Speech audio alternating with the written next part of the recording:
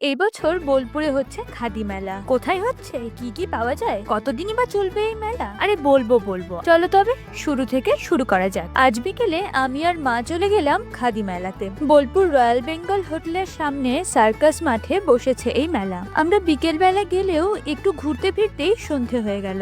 সন্ধ্যার জমকালো আলোয় ঝকঝকে লাগছে মেলাটাকে। এখানে একটা স্টেজ রয়েছে যেখানে কচি কাচাদের অনুষ্ঠান হচ্ছে। কিছুক্ষণ সেটা দেখে মেলা ঘুরতে শুরু করলাম।